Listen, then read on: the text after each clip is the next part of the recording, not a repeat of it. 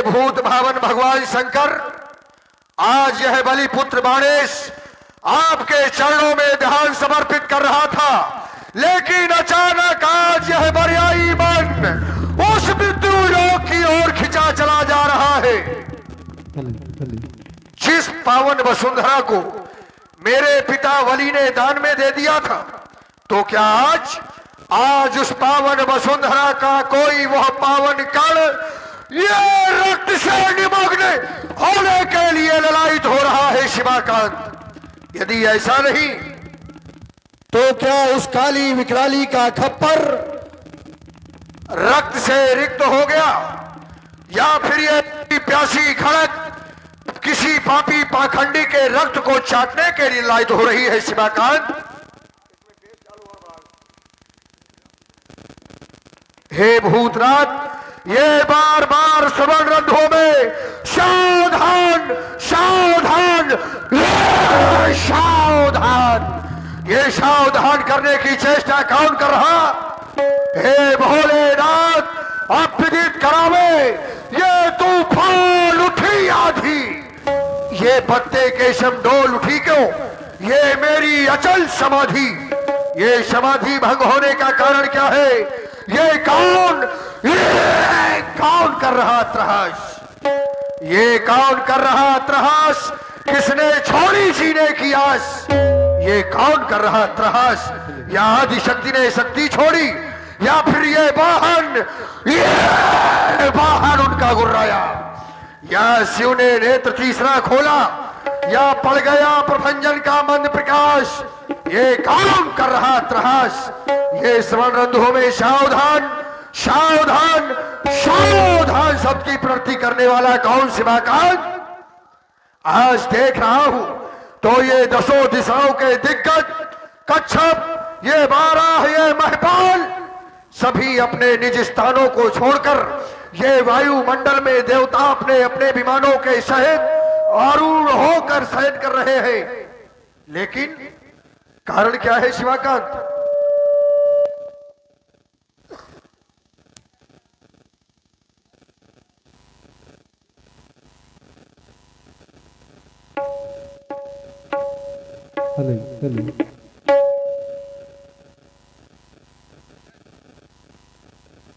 जैसे ही आज लगी हुई अपनी महल पर उस श्वेत ध्वजा को देखता हूं, तो शिवाकांत ऐसा आभास करता हूं कि उस वसुंधरा में अभी किसी वीर ने जन्म नहीं लिया जो बाणासुर को युद्ध के लिए ललकारे। क्योंकि जब मैंने स्वयं आपसे युद्ध की इच्छा प्रकट की थी, तब आपने मुझसे युद्ध करने के लिए मना किया, और यह श्वेत ध्वजादि की बाणासुर, इसे अपने महल पर लगा दो। जिस दिन अचानक यह ध्वजा तुम्हारे महल से झुक जाए, तब जान लेना कि किसी वीर ने तुमसे युद्ध करने की चेष्टा की है। तो फिर आज भी वह गर्वीली आन बान शान से हमारे महल पर वो ध्वजा फहरा रही है। तो फिर ये सावधान सावधान कर कर हमारे हृदय को ये आघात पहुंचाने वाला कौन? आज बरियाई मन ये बार बार कहने के लिए बात हो रहा है शिवाकांत, लगता है आज वो बरसों पुरानी इच्छा पूर्ण होने वाली है। किसकी मैया ने ना हर जाया, जिसने ये छोटा सिंह जगाया, अरे किसने जीने का खौफ रखाया? बहुत सावधान शिवाकांत, आज पुनः आपके चरणों में ध्यान समर्पित करता हूं। अवगत कराएं शिवाकांत, ये हृदय में व्याकुलता का कारण क्या है? ओम नमः शिवाय, ओम नमः शिवाय। कारण बड़ा ही दिव्य है। हृदय आवेश में आ गया, लेकिन जब कारण को जाना तो बड़ी प्रसन्नता हो रही है। कारण में विशेष वो जन्मी जाकर दिव्य धरा में पावन परम पुनीता, हर्षित होकर नपति जनक ने रचो स्वयंवर सीता। राजा जनक ने अपनी पुत्री सीता का स्वयंवर रखा है। स्वयंवर में देश देशांतर के राजा महपाल एकत्र हैं। क्यों नहीं? राजा जनक ज्ञानी है, साधारण ज्ञानी नहीं, जो ब्रह्म तत्व को जानने वाला हो, जो ब्रह्म को जानने वाला है, ऐसा ज्ञानी राजा जनक आज उस भगवान शंकर के पावन आयुध के माध्यम से उस परमात्मा की खोज कर रहे हैं।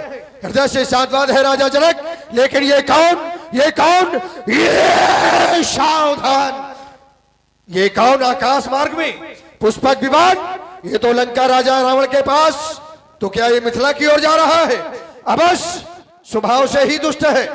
राजा जनक ने सीता स्वयंवर को एक नाम यज्ञ का दिया है, और ये लंका का राजा रावण है दुष्ट, ये है निशाचर। जहां पर यज्ञ होता है निशाचर पहुंचकर संतों को दुख देते हैं। देखत यज्ञ निशाचर धावे, करे उपद्रव मुनि दुख पावे। तो क्या ये मिथिला की ओर जाएगा? अवश्य स्वभाव के वशीभूत यह लंका का राजा रावण आज मिथिला पहुंचेगा, तो सावधान हो जा। मैं खूब जानता हूं इसको, जिस जगह आज ये जाएगा, अरे ये मत में मत वाला रावण है, सब मनमानी कर दिखलाएगा।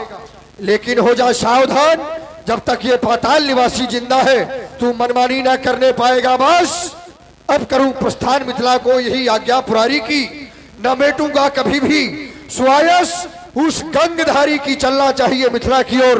बम विश्वनाथ, बम विश्वनाथ, बम विश्वनाथ, बम विश्वनाथ।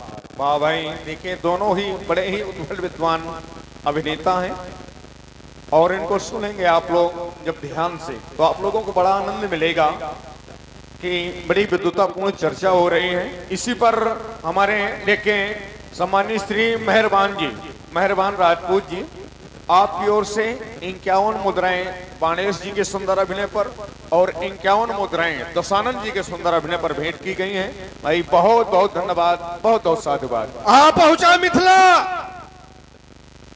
बड़ी ही सुंदर समाज है राजा जनक की।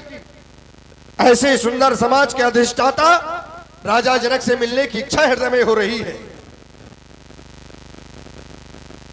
मिथिला के संदेश वाहक महाराज, जाओ बंधु, जाकर अपने नृपत से कहो कि वो पाताल निवासी बलिपुत्र बाणेश का आगमन हुआ है, हम तुम्हारे महाराज से मिलना चाहते हैं। जो आज्ञा। महाराज के जीवन की जय जयकार हो। महाराज, बलिपुत्र बाणेश जी का मिथिला में आगमन हुआ है, वो आपसे मिलना चाहते हैं, कहें मेरे लिए क्या आज्ञा है? हेलो, बलिपुत्र बाणेश जी का आगमन, अहो भाग्य हमारे, चलकर के उनका स्वागत करें, अभिनंदन करें। ओह बाणेश जी, जय श्री शंकर भगवान की जय। जय श्री शंकर भगवान की विदेहराज। आज हृदय गदगद हो गया। आपके दर्श पाकर के स्वीकार करें हमारा स्वागत, स्वीकारें हमारा अभिनंदन।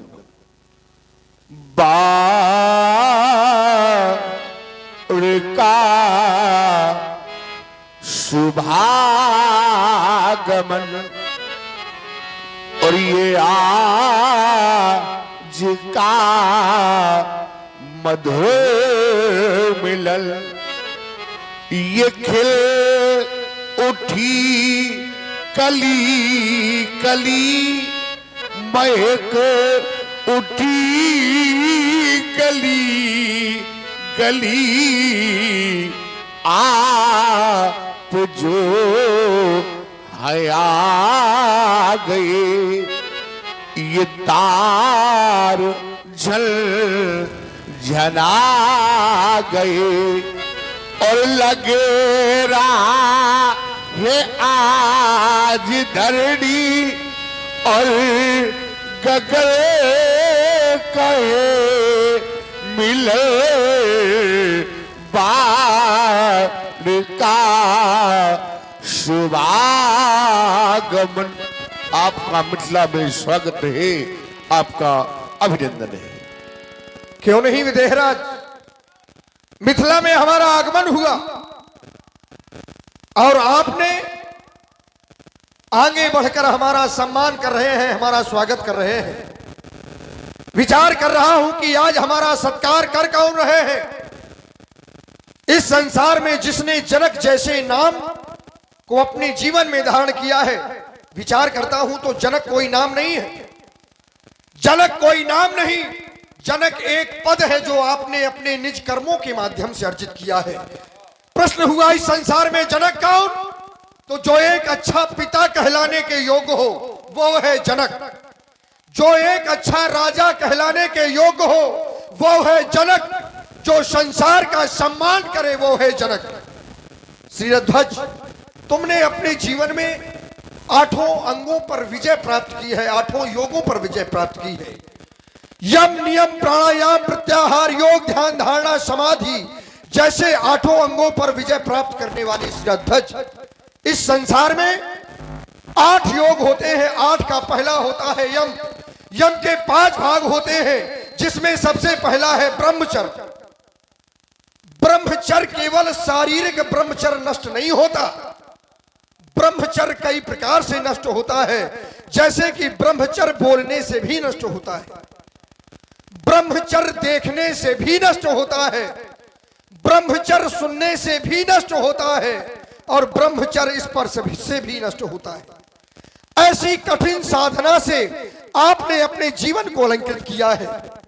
फिर विचार आपके शब्दों की ओर पहुंचा। इस संसार में राजन बहुत से लोग बोलते हैं, लेकिन सही समय पर बोलना, किस समय पर क्या बोलना चाहिए ये व्यक्ति को बोध नहीं होता। इसी कारण व्यक्ति समाज में अपयश का भागीदार बन जाया करता है। आज हमारा तुम्हारे शब्दों को सुनकर ये हमारा हृदय कह रहा है श्रीध्वज कि मधुरता यदि कंठ में ना होती, मधुरता यदि कंठ में ना होती तो शब्द विषपान बन गया होता। मधुरता यदि कंठ में ना होती तो शब्द विषपान बन गया होता, और वेदना यदि हृदय में ना होती तो हृदय पाषाण बन गया होता। वासना यदि प्रेम में ना होती, इस संसार में बहुत से लोग प्रेम करते हैं, लेकिन प्रेम केवल स्वार्थ का है। अरे सच्चा स्नेह, सच्चा प्रेम तो वो है जहां पर कोई स्वार्थ ही ना हो। यहां तक कि हम जिससे प्रेम करते हैं वो हमें प्रेम करे, ये चाह तक भी ना हो, वो सच्चा प्रेम कहलाता है। केवल हम चाहें। वासना यदि प्रेम में ना होती तो प्रेम वरदान बन गया होता, और याचना यदि भक्त में ना होती तो भक्त स्वयं भगवान बन गया होता। राजन, हमारे आगमन पर तुमने सत्कार किया है। विचार कर रहा हूं, संसार में बहुत से लोग मिलते हैं, बहुत से लोग नहीं मिल पाते, लेकिन किसको मिलना चाहिए, किसको कहां पर जाना चाहिए, तो ये विशेष है। व्यक्ति को जाना कहां चाहिए और कहां नहीं जाना चाहिए। व्यक्ति को उसी स्थान पर जाना चाहिए जहां पर व्यक्ति का सत्कार कुछ इस प्रकार से हो, जैसे आवत ही हर्षे नहीं, नैनन नहीं स्नेह, तो तुलसी वहां न जाइए, चाहे कंचन वर्षे नेह। वहां पर नहीं जाना चाहिए। आपका आतिथ्य हृदय से स्वीकार है राजन। जाओ, कन्या का विवाह कर रहे हो, धर्म का कार्य कर रहे हो, हम तुम्हारी मिथिला में केवल सहयोग की भावना को लेकर आए हैं। जाओ, अन्य कार्यों को देखें।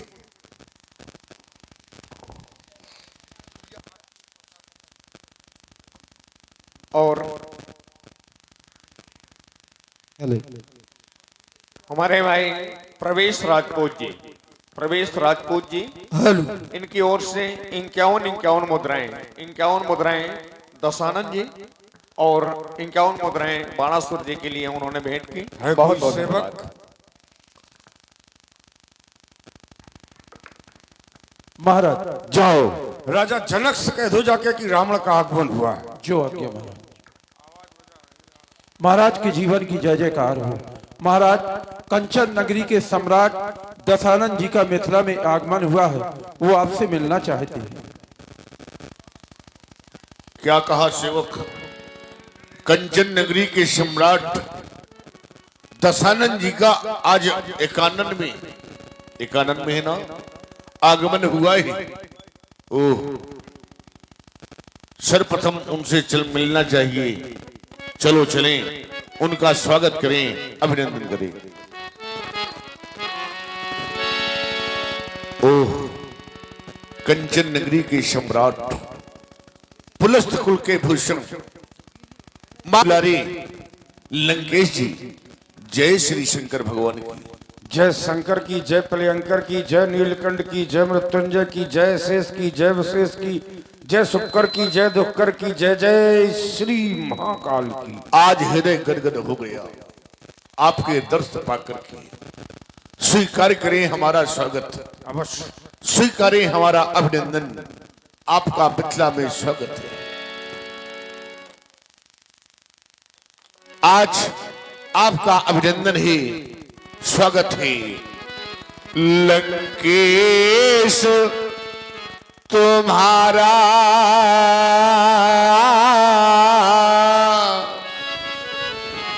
अभिनंदन,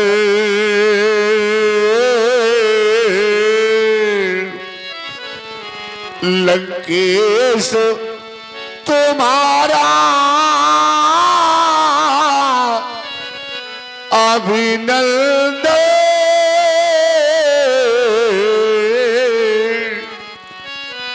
हे लंकापति दशमुख महान, हो वेद शास्त्र के ज्ञानवान, हे ब्रह्म श्रेष्ठ विश्वानंदन, करता विदेशत शत बंदन, लंकेश तुम्हारा अभिनंदन, लंकेश तुम्हारा अभिनंदन।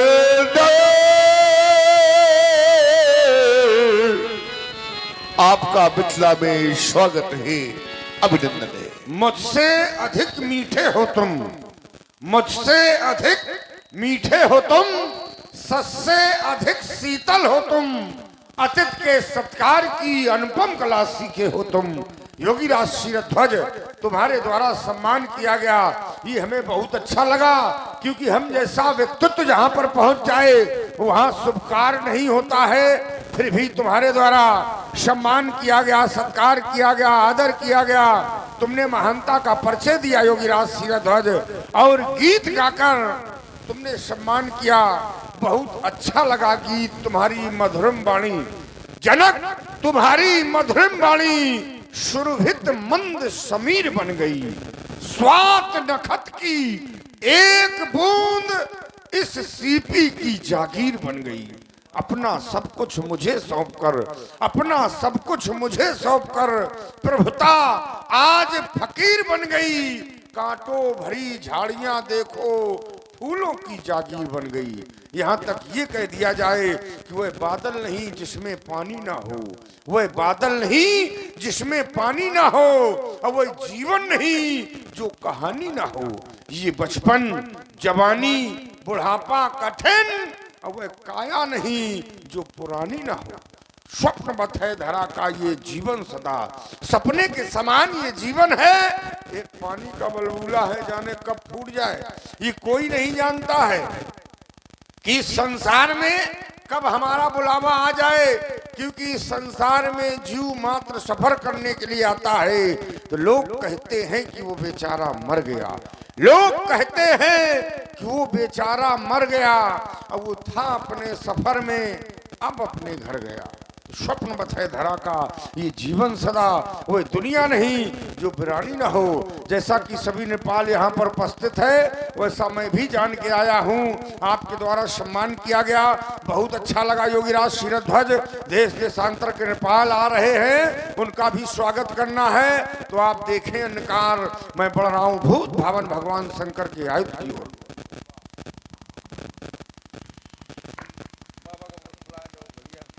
भगवान शंकर के प्यारे आयुध कब्बू महाराज, ये रावण आपको प्रणाम करता है। मिथिला राज समाज के अंतर्गत सभी राजाओं ने राजा जनक के प्रण को सुना।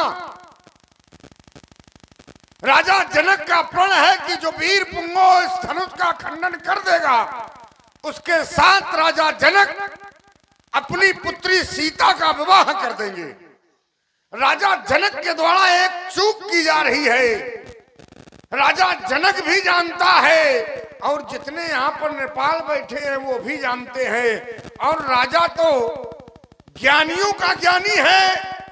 जास ज्ञान रब निस भवनिस नासा, ज्ञान से भंडार भरा हुआ है राजा जनक का।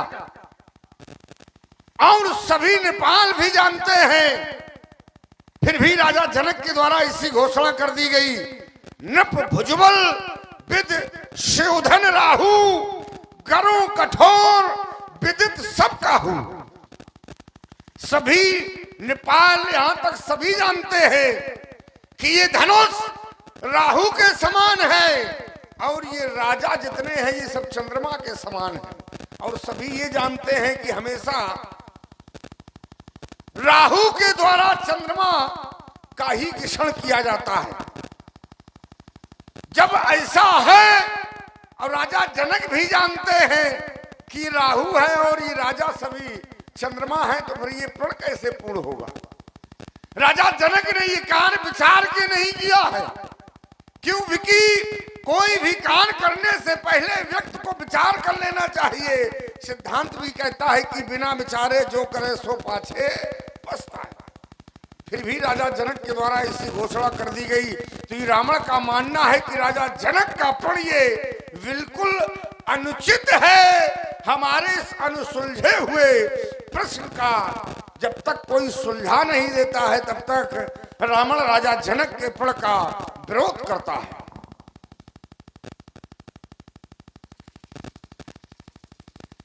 बड़ी ही सुंदर समाज है। समाज के मध्य विमल वेदिका पर स्थापित भगवान शंकर के धनुष, यह बलिपुत्र बाणे साहब को प्रणाम करता है। थोड़ी देर पहले समाज में बड़ी शांति थी।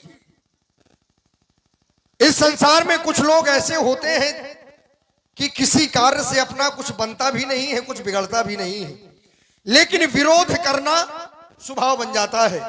ऐसे लोगों के लिए कह दिया गया है कि बैर अकारण सब काहू थी, अकारण ही बैर लेते हैं। बहुत से लोग तो ऐसे भी होते हैं कि उन्हें सम्मान बर्दाश्त नहीं होता। राजा जनक ने बड़ा आतिथ्य किया, बड़ा सम्मान किया, लेकिन कार्य को अवरुद्ध करा दिया गया। चलकर मिलना चाहिए। वेदाध्यायी, कंचन नगरी के सम्राट, लंका के भगवान, जय जय गुरुदेव भगवान शंकर की। सोनपुर के राजकुमार, बलपुत्र बाणासुर, जय जय श्री शंकर भगवान की। आपके द्वारा चल रहे इस सीता स्वयंवर में एक प्रश्न चिन्ह खड़ा कर दिया गया कि राजा जनक की घोषणा सर्वथा अनुचित है। आपके द्वारा यही तो कहा गया कि राजा जनक के द्वारा की गई घोषणा सर्वथा अनुचित है। अब मैं विचार कर रहा हूं, जिस राजा जनक के जीवन काल के लिए आप इतना जानते हैं, आप स्वयं अपने मुख से यह कह रहे हैं कि राजा जनक कोई साधारण ज्ञानी नहीं है। जा सुज्ञान रवि भाव निशिनासा, जिसके ज्ञान के आगे वह सूर्य भी फीका है, सूर्य के समान प्रचंड ज्ञान राजा जनक का है। ऐसे राजा जनक के द्वारा यह कार्य अनुचित किया जा रहा है, तो क्या यह बात उचित है आपके द्वारा कहना? जब राजा जनक ऐसा ज्ञानी है, ब्रह्म तत्व को जानने वाला है, ब्रह्म सुख की अनुभूति करने वाला है राजा जनक, तो क्या ऐसे ज्ञानी के द्वारा घोषणा अनुचित हो सकती है क्या? आपने नहीं हो सकती, सीधे सी बात कि यह घोषणा अनुचित हो ही नहीं सकती। यह घोषणा उचित है। दूसरी बात, आपने इस धनुष को राहु कहा, देवताओं को कहा क्या? चंद्रमा। देवताओं को कहा चंद्रमा की राजाओं को, देवताओं को। और जब ये धनुष राहु है, देवता चंद्रमा के समान है, तो इन दोनों पर प्रभावशाली कौन होता है? सूर्य। यहां पर कोई सूर्य की तरह प्रचंड तेज लेकर जब आएंगे तो ना ये राहु कुछ कर पाएंगे, ना वो चंद्र कुछ कर पाएंगे। देखिए, बहुत अच्छा उत्तर दिया है। अच्छा, आप लोग ये बताइए कि जब चंद्रमा का ग्रहण करता है राहु, अगर सूर्य इतना प्रकाशशाली है तो फिर चंद्रमा का ग्रहण नहीं होना चाहिए? बताइए। भाई जैसे आपके द्वारा कहा जा रहा है कि यहाँ सूर आ गया और सूर के आगे ये सब फीके पड़ जाएंगे, और मैंने क्या कहा था भाई, जहां जिसकी बात की समानता की जा रही है वहां पर आप मिलान करिए।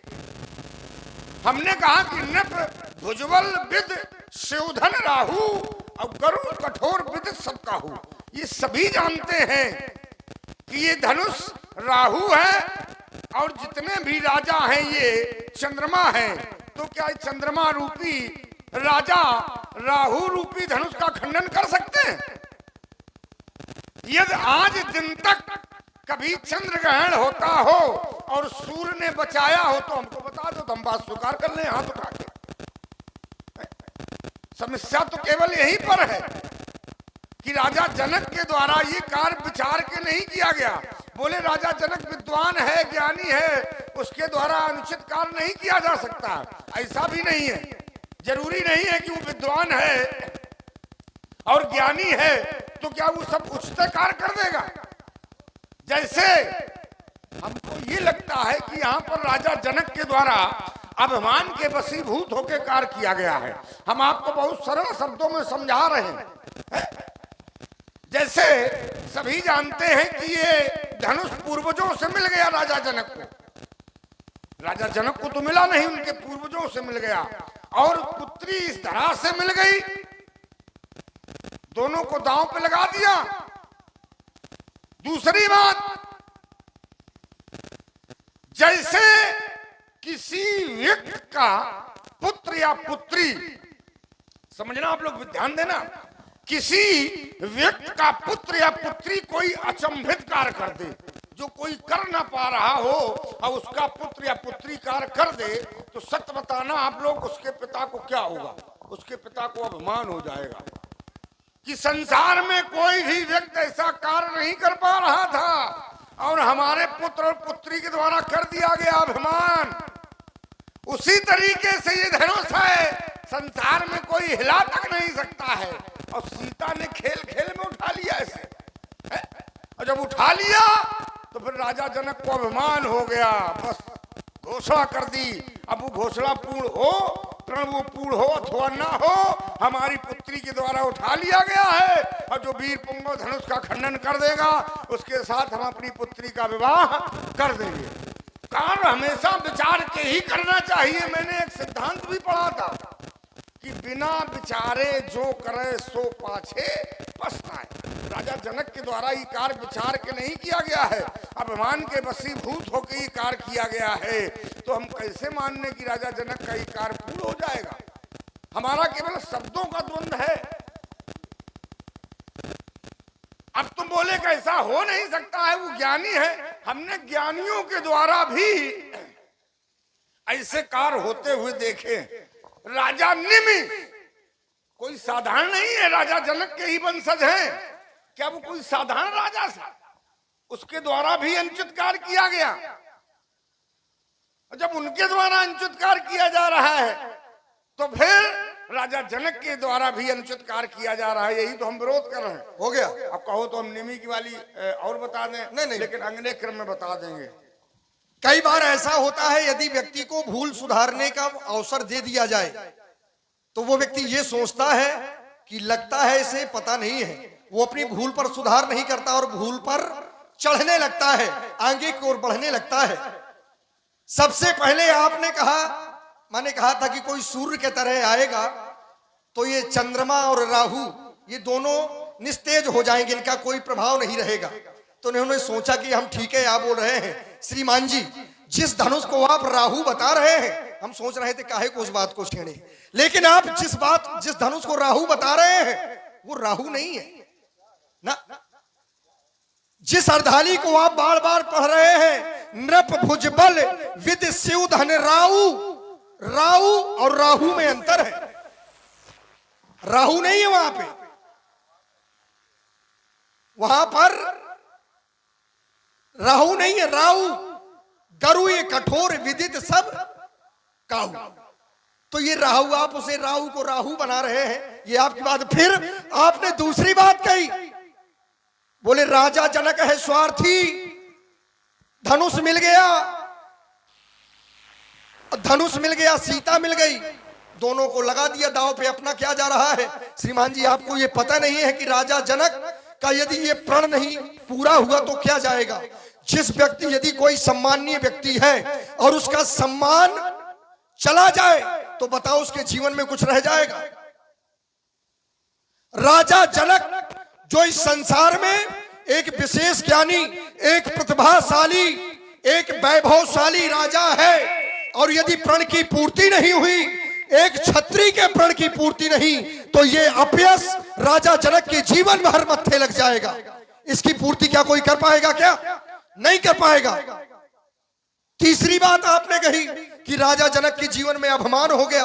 पता नहीं क्या कहते हैं, राजा जनक, जैसे आप ही राजा जनक की प्रशंसा कर रहे थे, ऐसा ज्ञानी राजा, राजा ही नहीं, राजा के साथ में रहने वाले नगर निवासी, उनके लिए भी कह दिया गया, पुर नर नार सुभट सुचि संता, धर्मशील ज्ञानी गुणवंता। ऐसी नगरी का राजा जनक, उसके जीवन में अभिमान नहीं हो सकता, हो ही नहीं सकता। और अभिमान क्यों नहीं है?